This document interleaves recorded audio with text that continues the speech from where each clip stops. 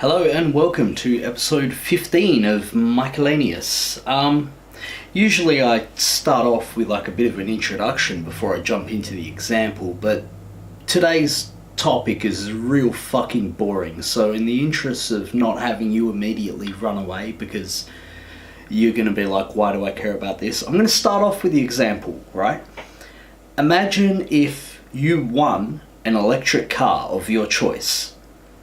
You know, just some guy knocks on your door one day and says, I'm giving you an electric car of your choice. You know, we're keen on more people to have electric cars, so here you go. You can pick one.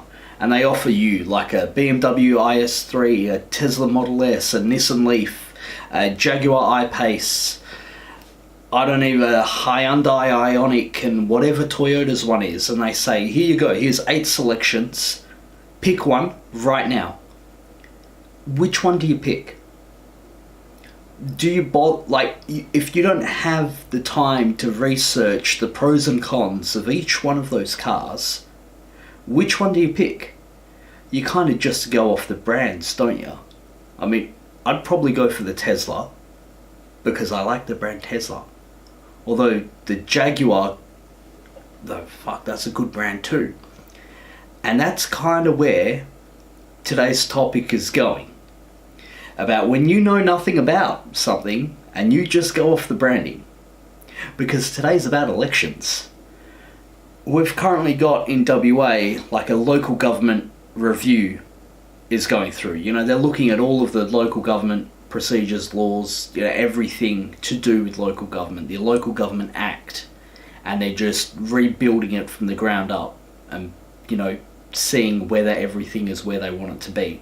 And one of the things that they're looking at is whether or not WA should have compulsory voting or not for local government elections. Currently, we don't have compulsory voting.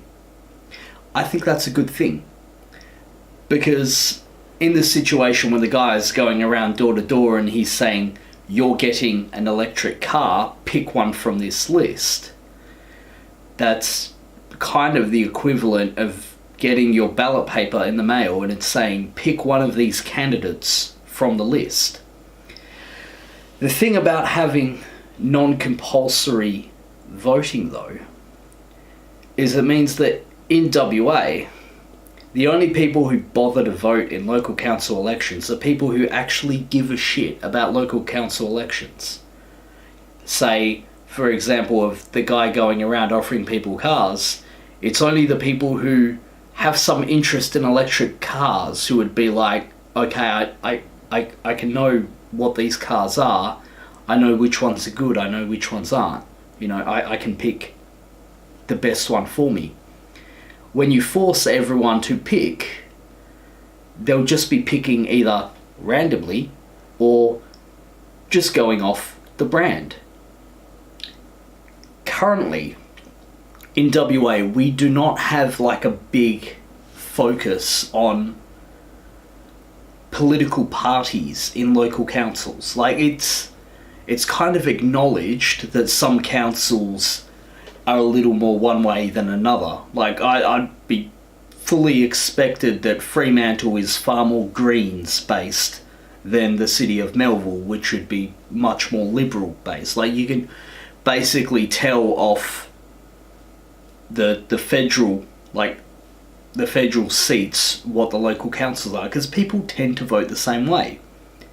And that's exactly the point. People tend to vote the same way. We have compulsory voting in federal and state elections. How many people you reckon actually remember who they voted for? Or the policies of the person they're voting for? How many people, when you give them a compulsory election, just go, well, I'm voting for this party because that's the party I vote for? It's not good. That's not an informed voter. That's just someone voting off, you know, tradition. It's like, I'm a Labour guy, I vote for Labour. It's like, no. That's not a good way to run a democracy, you know? So anyway, this review's going through, and one of the things they're looking at is, should local government elections be compulsory or voluntary voting. I'm all for it being voluntary.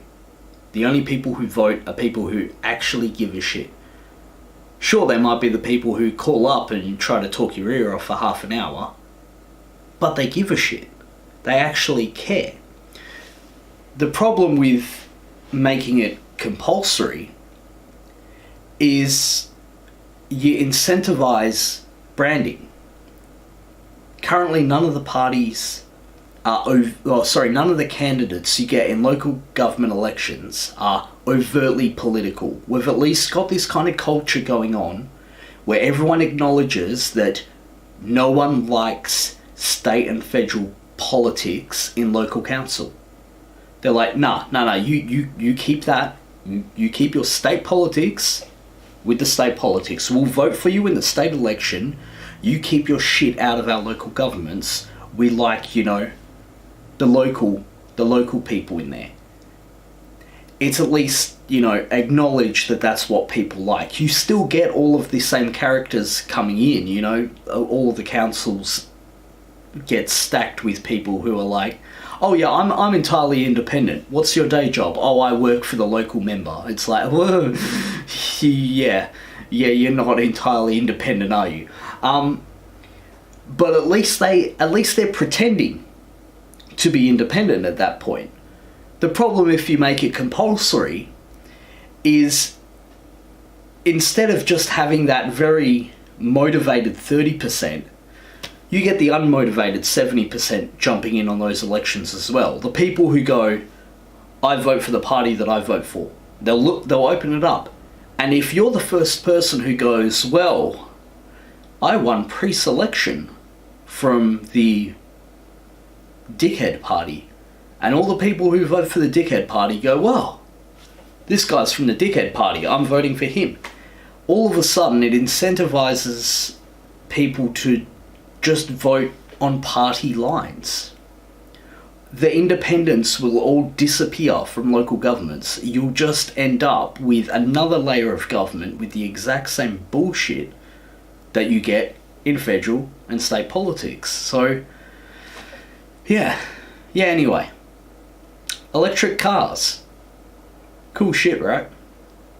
Elections. Yeah, not as sexy, but interesting.